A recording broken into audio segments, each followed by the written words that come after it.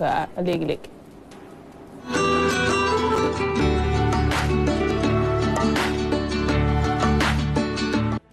Aziz ñu ñëw ci Fatou Niang. waaw moom mooy secrétaire général bu Women's Invest Club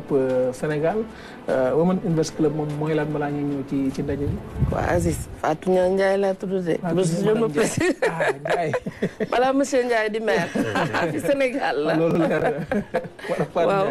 waaw man maay secrétaire général adjoint bu Women's Investment Club. nekkoon aussi deuxième présidente WIC de 2020 à 2024 léegi am na une nouvelle présidente élue. donc Women's Investment Club benn club d'investissement la bu nga xamante ne ay femmes sénégalaises ñoo ko créé en 2016 4 femmes sénégalaises ñu dëkk fii muy Madji Sok moo doon première présidente bi Thiaba Camara Sy ak Seynabou Seck ak ndem si Yàlla Alassane Wade ñu quitté ci année bi donc ñoom ñoo ko créé woon à l'époque 4 au lendemain d'un 8 mars ñu ne 8 mars waratul nekk journée boo xamante ni ay ndiróor la rek fecc way mu jeex donc il faut qu'on voit qu'est-ce qu'on peut faire pour nos autres sœurs les femmes mais ñu ne jigéen ñoom bu ñu booloo lan moo gën a am solo pour dimbali jigéen ñi elles ont besoin d'argent ñu ne nañu ut xaalis donc on commence par faire un premier club à 50 personnes ticket d'entrée bi 5 millions la woon mais très vite club bi fees parce que jigéen ñi dañu amoon envie bëgg dimbali seen yeneen morom donc en 2016 bi ñu ko defee très rapidement ñu atteindre les 50 membres après ñu ne nañu ubbi ba 99 parce que loolu la ñu législation bi may pour ne pas être benn société d'appel à l'épargne. D'accord. donc ñu ubbi waat aussi rapidement sénégalaises yi ñu dëkk fii ak de la diaspora ak ñenn ñi nga xamante sax duñu sénégalais ñi qui vivent au Sénégal qui sont concernés par les causes des femmes ñu dajale ñun ñëpp suñu xaalis à ce jour BUC dajale na seen épargne membre yi presque 1,3 milliard depuis 2016 ndànk-ndànk rek ñi gën a ëppale ñoom am na joxe nañ ku nekk 11 millions ñi ci des ñu ngi dabe. D'accord. Après ba 2020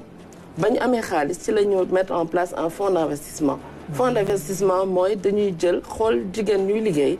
yi nga xamante ni bëgg nañu yegg foo xamante ni banque mënu leen a jox li ñu am. li ñu soxla parce que amuñu ay garantie. mais am nañu koom bu leen permettre ñu yéeg. donc ñun cible boobu lañ jëloon parce que bu dee micro entreprise yi xëy na am na ay microcrédit yu leen koy jox. mais bu dee jigéen bu soxla ay 100 millions 200 millions 300 millions amuloon kenn ku ko fiy jox. donc ñun ñu commencé mettre en place le fonds d'investissement pour commencer investir ci jigéen ñi mais bi ñu yore xaalis bi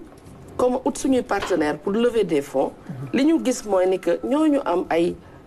chiffre d'affaires yi nga xamante ni. supérieur na à 100 200 millions. seen structuration bien que am na ko mais dafay des. donc ñu ne bu ñu bëggee jox xaalis da nga bëgg a jox mais tu n'as pas la formalisation nécessaire.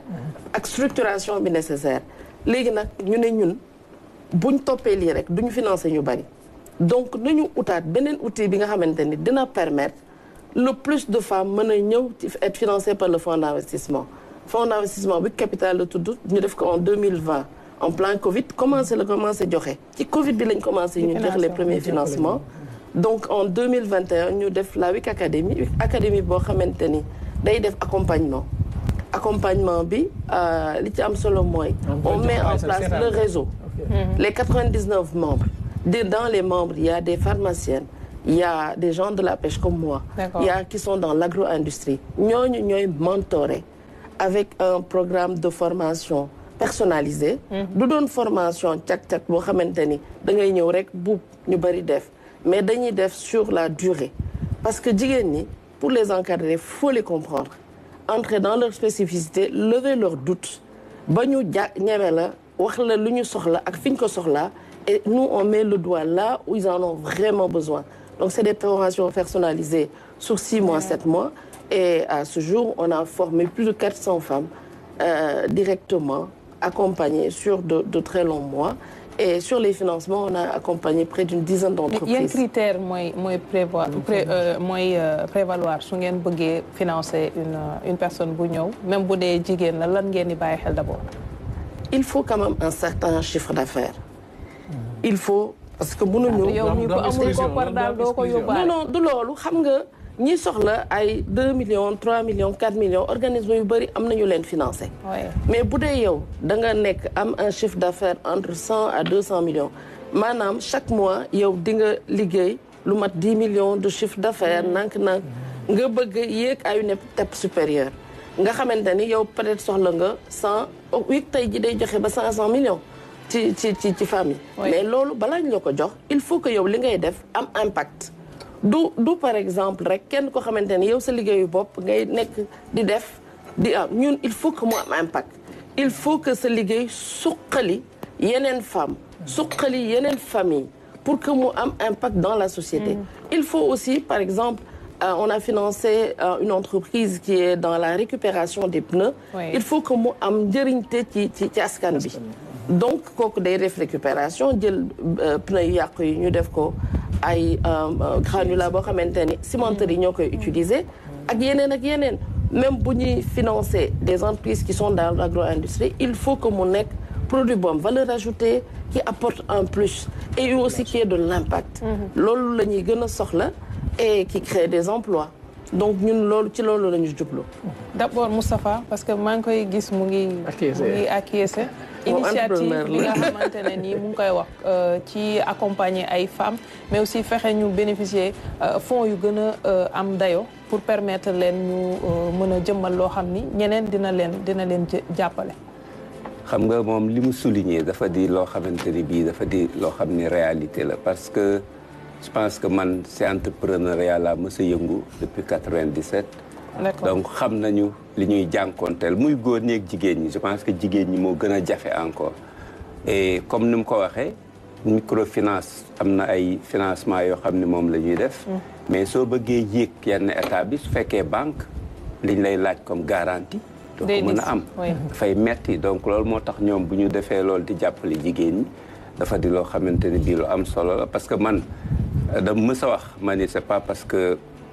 féministe non féministe mais dama wax ni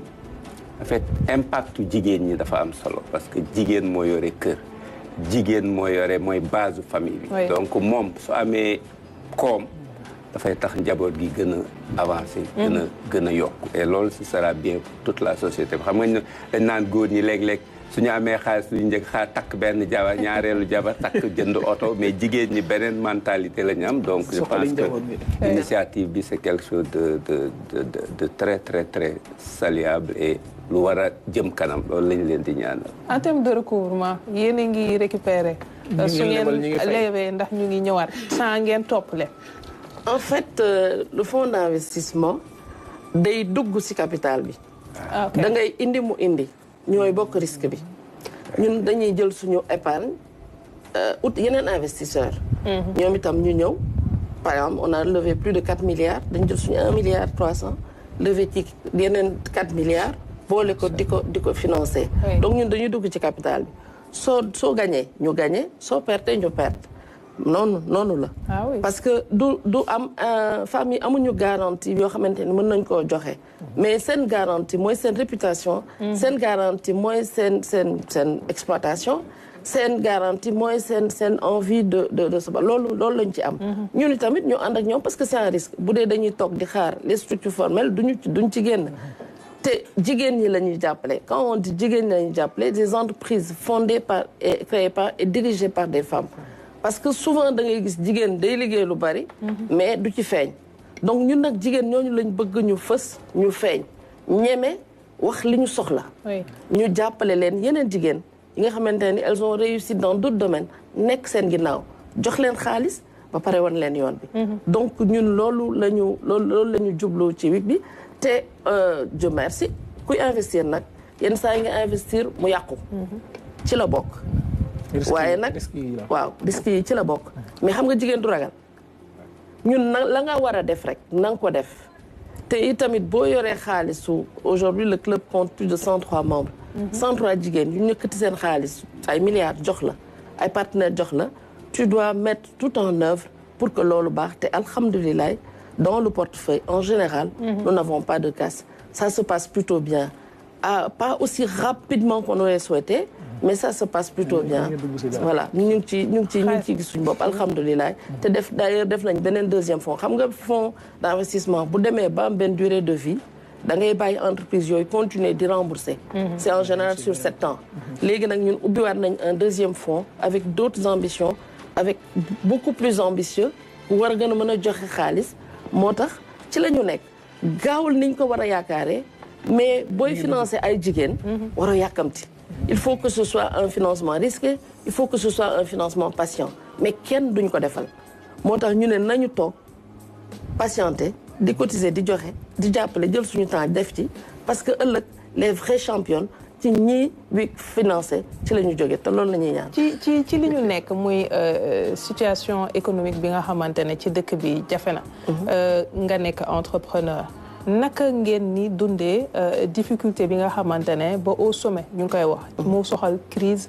bi ñu am ci suñu finance publique parce que j'imagine que bu ngeen amee yu mel noonu du ñàkk yenn saa yi ngeen lëkkaloo ak ñi nga xam ne ñooy les pouvoirs publics. On a besoin des pouvoirs publics ne serait-ce que pour un cadre réglementaire pour accompagner les petites entreprises pour une fiscalité adaptée pour une adaptation de l'accompagnement en général. Des financements en général à tous les niveaux. Nous avons besoin des pouvoirs publics et le privé, les entrepreneurs doivent marcher main dans la main avec les pouvoirs publics pour que ñoom ñu xam. yenn saa yi ils ont des information bi mën a yegg et ñu mën a laal fi metti parce que c'est vrai que l'écosystème dafa tàng. il y a fu nekk ay metti mais ñun suñu rôle mooy en tant qu'investisseur mooy ne état bi. ñun de essayé nañu lii fay nañ fi joxe nañ fi fii boo leen ñu ci fekkee mën na joxe ay fruits. ñu def ko mais résilience économique bi c'est à l'échelle mondiale. addina bi fi mu nekk nii y a beaucoup de crises un peu partout. du ci Sénégal rek la yem. ci Sénégal tamit dafa metti mais je veux dire que dans les entreprises dans lesquelles on investit ce sont des entreprises qui sont résilientes. Et je pense que il faut pas faire comme certains organismes financiers nga xamante ni ils donnent le parapluie quand il fait beau. déedéet bu tàngee bu méttee foofu la ñu soxlaa ku ñëw parce que ci temps de crise yi la ñu soxla ku nekk seen wet ku leen di wan ànd ak ñoom di leen tette dalal seen xel parce que jigéen ñi souvent danañ am de belles idées souvent dana am de très bonnes initiatives de très bons projets mais dañuy ragal même exprimer leurs besoins même aller s'endetter pour lever des fonds duñu am fitam donc ñun dañ leen di dalal wan leen ni lii c'est possible mais en contrepartie ça demande de la rigueur ça demande beaucoup d'honnêteté ça demande beaucoup d'humilité et beaucoup de travail il y a pas de secret et je pense que ñu ngi ci suñu yoon est-ce que bu ma amee koo xam ni mu mel ni Ramatoulaye Sarr moo soxla ci tey jii fi na yegguma ci yenn somme yi waaw ma koy tooñ naan ko borom global tey nan laa bu ma ci bëggee dugg nan laay def wala il faut sama capital man yegg fa ngeen soxla rek pour ngeen mën ko jàppale waaw xam nga bu nuy commencé comme xam nga 1 milliard da rëy na rek waaye bariwul amuñu woon xaalis bu bari boo ko joxee benn 50 millions dina ko arrangé waaw waaye xam nga am na ay structure comme la DER comme yeneen yi nga xamante ne mën nañu joxe niveau boobu mais tey boo bëggee seet une structure qui va te donner 200 300 400 millions sans garantie loolu bariwul yombul et en plus on va te demander beaucoup de conditions yi nga xamante ni souvent l'entrepreneur n'est pas en mesure de le faire donc Ramatoulaye boobu xëy na ñun bokkul ci suñu cible tey mais am nañu WIC Academy bu nga xamante ni bu ko formé mën na ko wan teg ci yoon ba nga xamante ni dans 2 ans Ramatoulaye boobu dina nekk une vraie cible pour